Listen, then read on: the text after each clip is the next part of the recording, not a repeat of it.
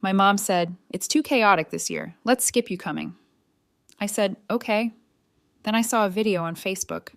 My sister's ex and even the neighbors' teenagers all at the table. My kids cried, so I took a picture of every unwrapped gift, texted, "Returning these today." Within 40 minutes, my dad was at my door, yelled. I opened. And it's one thing not to be invited. It's another to find out everyone else was. Not just my sister, not just her ex-boyfriend who used to make my mom cry, not just the neighbors or the girl next door who once accidentally hit my dad's car with a basketball and wasn't allowed in our driveway for 2 years.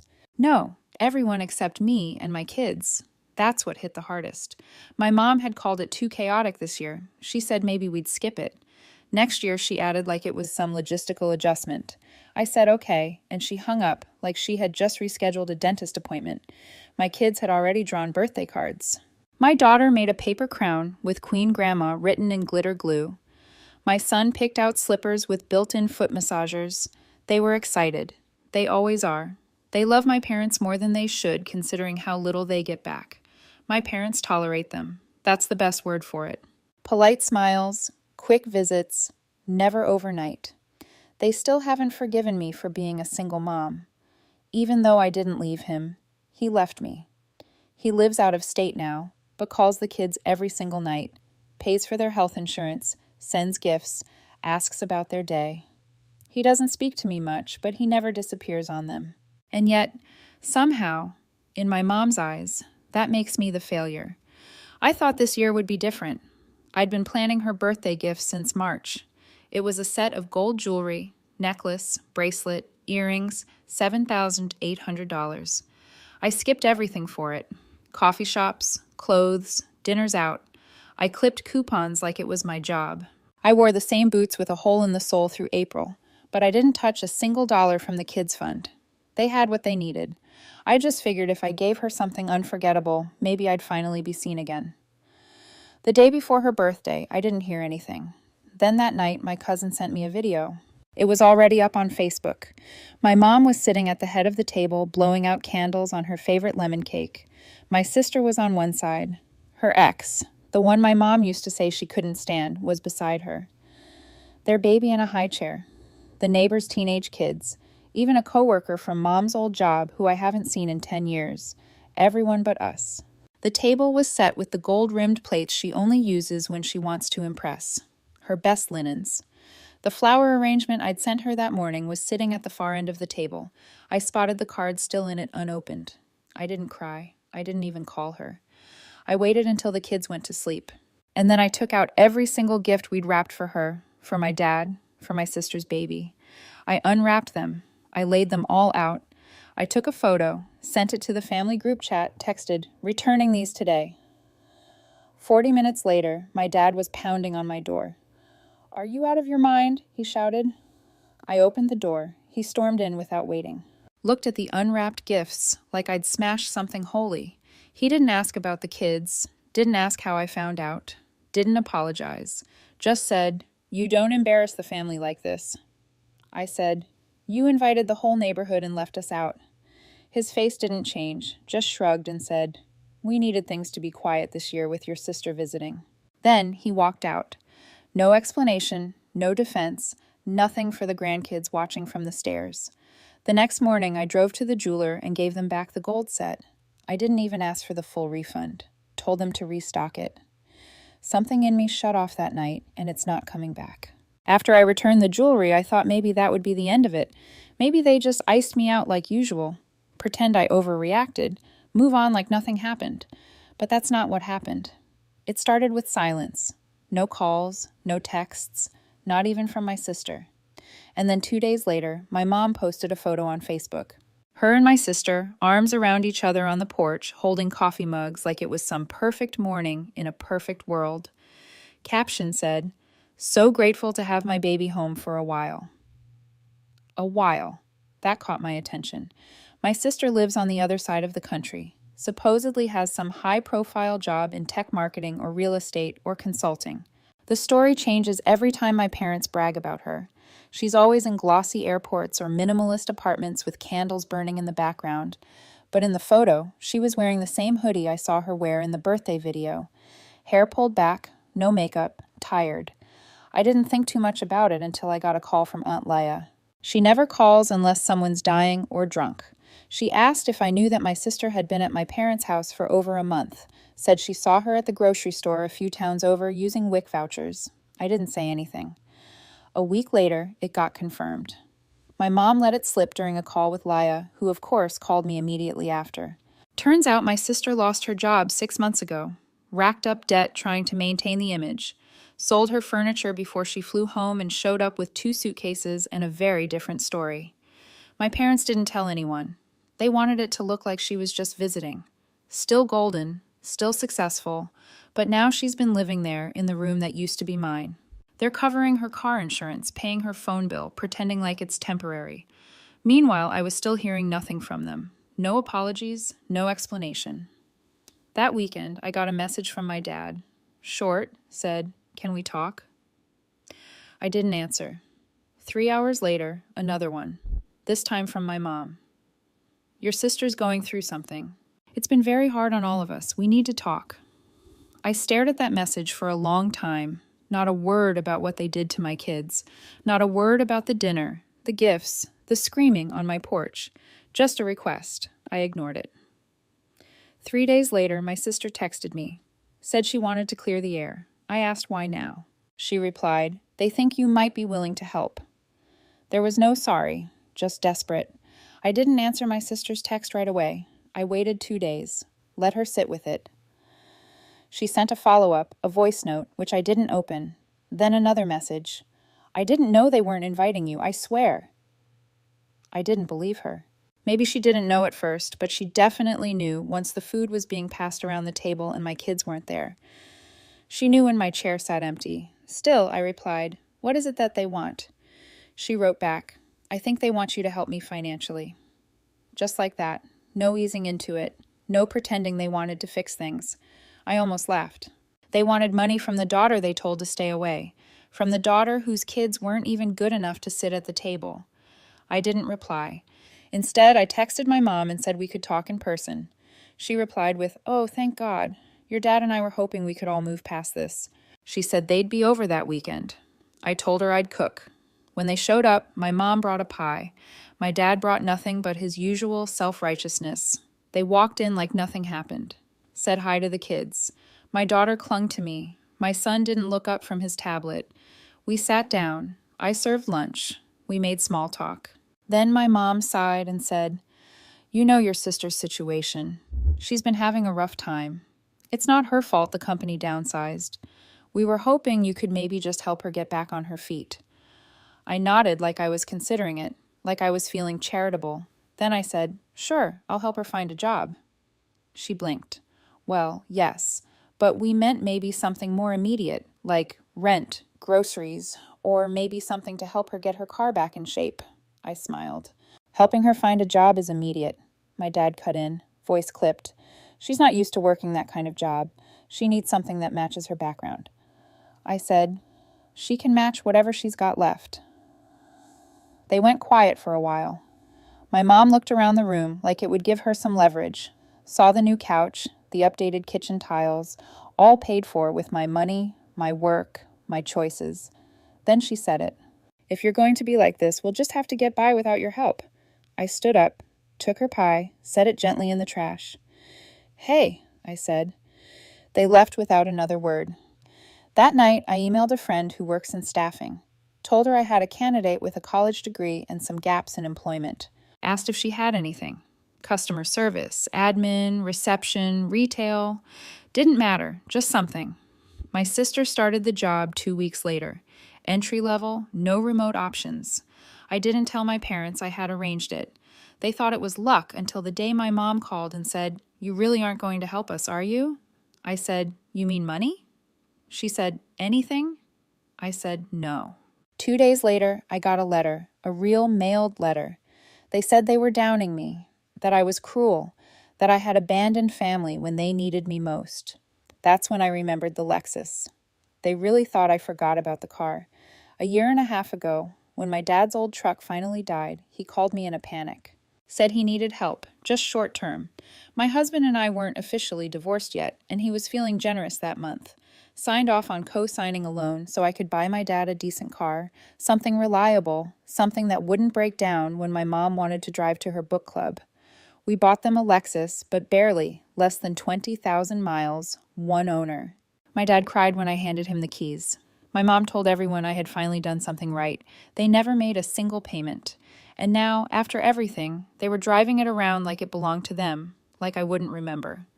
So when the letter came saying I was downed, I didn't cry. I laughed. Then I called the loan company. Turns out the Lexus was still in my name fully. I never transferred the title. My dad had never asked. I guess he figured I wouldn't. I didn't tell them right away. I waited until my mom posted a photo of my sister posing next to the car in the driveway like she was about to drive off to brunch. I screenshotted the photo and sent it to my lawyer. 2 weeks later, my parents were served a repossession notice. I arranged it so they got it in front of the neighbors. That part wasn't planned, but it was satisfying. My mom called, first time in weeks. She screamed into the phone, asked how I could do this to them. I said, "You disowned me. The car goes with me." Then I hung up. What I didn't expect was what came next. A week after the car was picked up, my sister showed up at my door, not angry, not crying, with a suitcase. I asked what she was doing. She said, "I quit the job." I said, and she looked me straight in the eye and said, "I want to stay here with you. I want to start over." I laughed. I told her I had 2 kids and no spare room. She said, "I can sleep on the floor." That's when she told me something I didn't see coming. She was pregnant, and the father, not her ex, not anyone she wanted to name. My mom didn't know. My dad definitely didn't. She said, "They'll throw me out, I know it." I believed her, and for the first time in years, I saw my sister as something other than golden. I saw her scared, and that complicated everything. She stayed on the couch that night. No questions, no promises. I gave her a blanket, a pillow, and a towel. She didn't ask for more. My kids were confused. My daughter whispered, "Why is Auntie sleeping in the living room?" I just said she needed a place to rest. By the 3rd night, she was helping with homework and unloading the dishwasher. Not because I asked, she just did it. She didn't talk much, and when she did, it was mostly small things. Cravings, back pain, regrets. I didn't ask who the father was again. I didn't care. Then the show started. It began with my parents posting old photos of her from better days. Then came the long, self-pitying posts, how they were grieving a daughter who turned away from them and praying for healing in our broken family. They wrote like they were victims of a natural disaster. My mom even said something about how they had nothing left but each other.